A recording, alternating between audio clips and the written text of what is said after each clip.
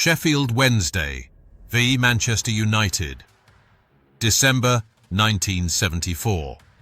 Hello, and welcome to Old School Football. In today's video, we rewind to 1974 and a match that had just about everything: trouble, goals, and a visit from the most feared fans of the era, Man United's Red Army. Let's hear the stories. As a bonus, we have 2 stories from the Sheffield fans and 1 from a Red Army fan.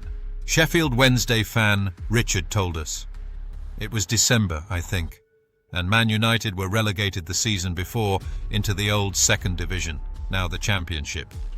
Imagine that now, Man United in the second tier. Because they didn't have to face the tougher firms like West Ham, Liverpool, etc., they basically took over entire grounds with up to 25,000 fans. Wednesday were absolutely shite this season, and I think we were bottom, and Man United were going great guns obviously with all their money and talent, etc.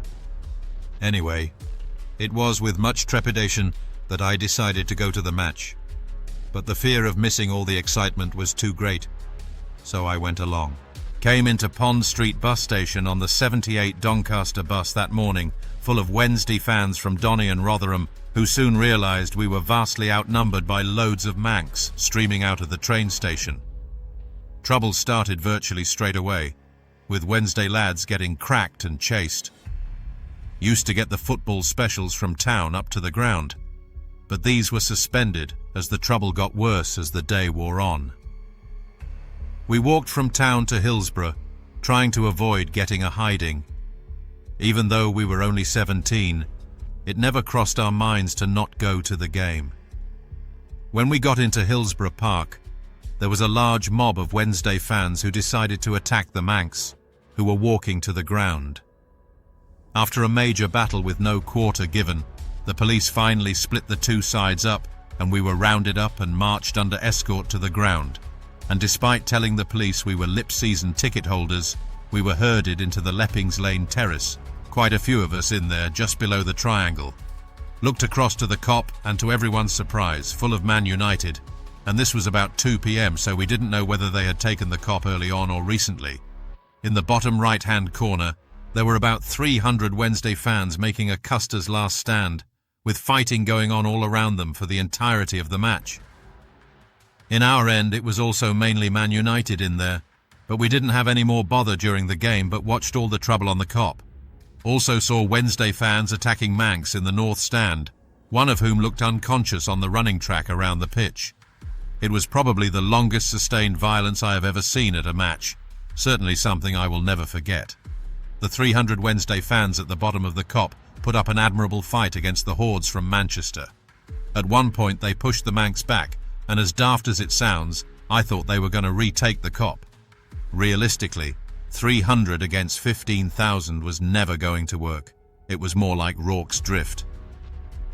After the match, the scenes were chaotic, with United fans attacking anything and anybody. Even the police were completely overwhelmed. Some of Wednesday's harder firms tried to give it a go, but the masses of United easily thwarted any attempts to attack them. We kept our heads down and somehow made it home without any more trouble.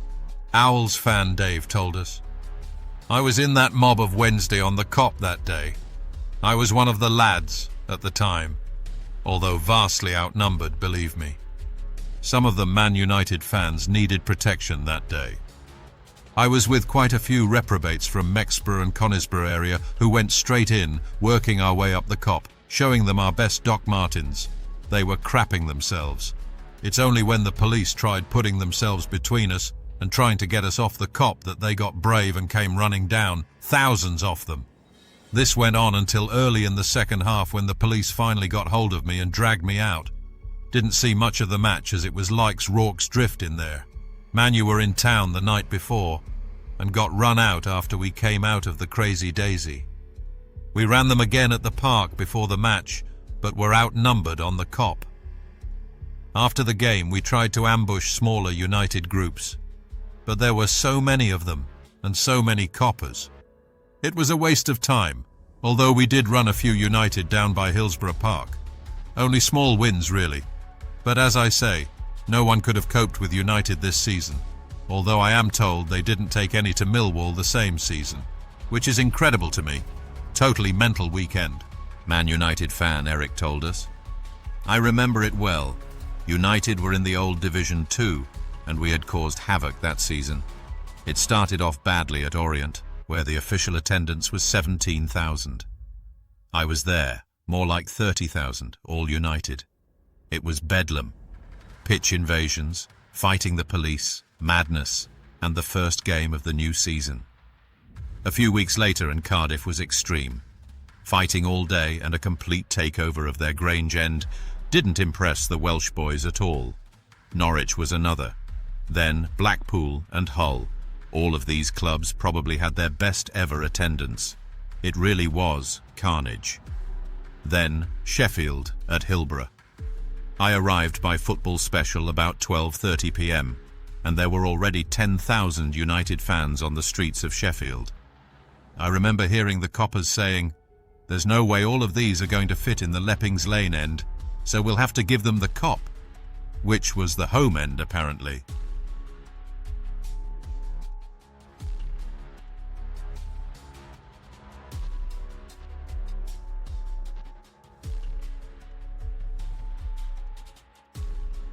So that's what happened.